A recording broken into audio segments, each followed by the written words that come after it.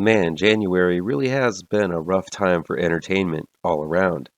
I want to review more, but it's been difficult finding truly interesting horror films to make videos about. So it's a good time as ever to go back to the past and revisit some great horror. This time around, it's another trip into the deep, dark woods to capture that elusive creature known as the Good Bigfoot film. This week on Toes of Terror, we head to Bobcat Goldthwait's found footage opus, Willow Creek.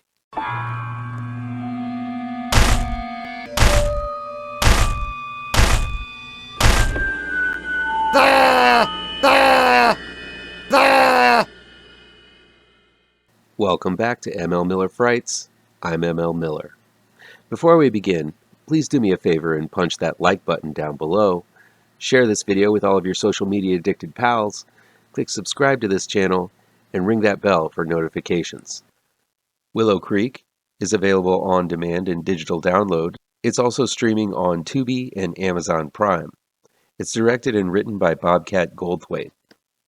Just when you thought it was safe to go back into the woods, along comes Bobcat Goldthwait, an unconventional director, and one I definitely wouldn't expect to be able to deliver a film that just might be one of the best Bigfoot films I've ever seen. But deliver he did with Willow Creek. Filmed in the first-person POV that might cause many of you to let out a groan of Sasquatchonian levels, Willow Creek follows an amateur documentary filmmaker, Jim, played by Bryce Johnson, and his girlfriend, Kelly, played by Alexi Gilmore, as they travel to the legendary site where the Patterson-Gimlin footage was filmed, capturing what looks to be an upright ape walking through the wooded areas of Bluff Creek in Northern California. Jim's intention is to walk the same steps Roger Patterson and Bob Gimlin walked the day they captured some fantastical footage on their camera. Soaking in the local culture, which is heavily influenced by the Bigfoot mythos, sporting Bigfoot burgers, various carved statues, and Bigfoot-themed hotels, Jim and Kelly find themselves immersing themselves deeper and deeper into this phenomenon, with Jim playing the role as the steadfast believer and Kelly acting as the skeptic. Much of the earlier part of the film is dedicated to getting to know Jim and Kelly filming their documentary, while the latter half follows them on a perilous journey through the wilderness, challenging the beliefs of both would-be documentarians. Actors Johnson and Gilmore do a fantastic job of making themselves likable and relatable by seeing them at their most comfortable and vulnerable before they even step one foot into the wilderness. Both are talented actors, able to hold the attention of this viewer for the extended amount of time that occurs before they venture into the wild. Willow Creek is quite funny because of the comfortable vibe between the two leads, as well as their somewhat sarcastic city folk mentality when venturing into this rural territory. A lot could be said about Willow Creek being more of a comment about making a documentary than an actual found footage film.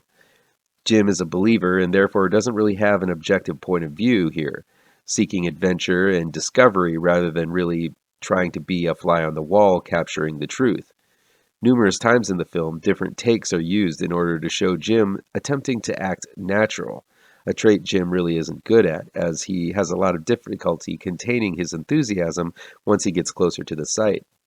At the same time, as found footagers go, Bobcat Goldthwait keeps everything sensible.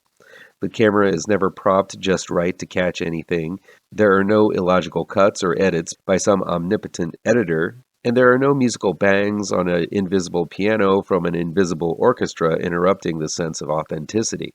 Everything happens during the filming of the raw footage of this faux documentary, which makes it feel more genuine and all the more effective in grabbing me and keeping me in the film. Most importantly, this is a scary movie. There is a 19-minute sequence towards the end of Willow Creek that had me paralyzed with fear.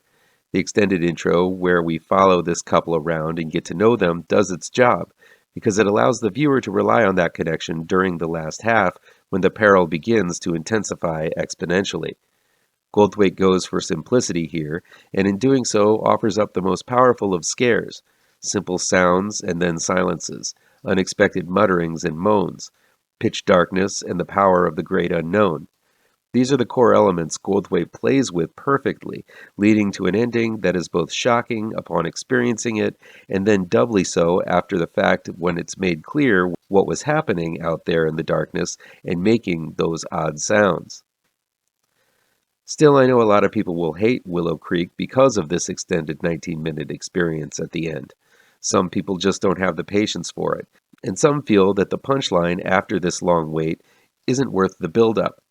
While I strongly disagree, I can understand how, if you weren't enwrapped with the situation or the characters, this long stint might be a tough trek for you. There may be a significant lack of actual Bigfoot, but the original and haunting ending made up for that. For me, the final reveal makes the long time spent in the tent worth it.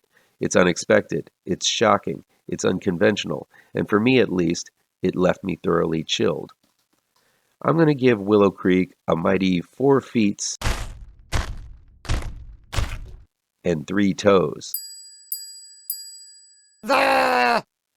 Much like Goldthwait's other films, Shakes the Clown, God Bless America, and World's Greatest Dad, the filmmaker exemplifies his unique eye for offbeat cultures and the under-the-radar details with Willow Creek.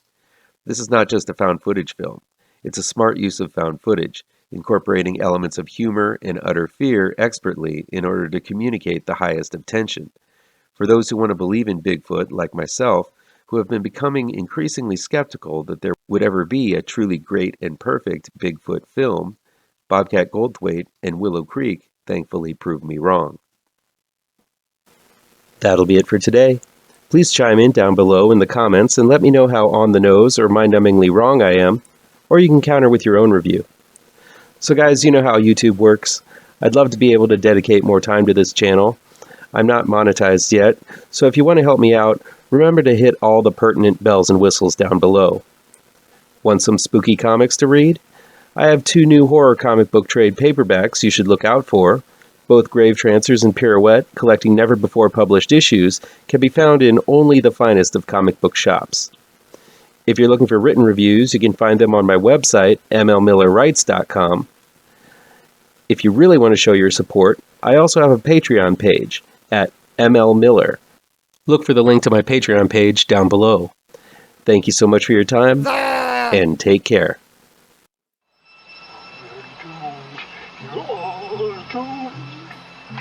You're doomed to live the life you're meant to be, stuck inside your reality. You're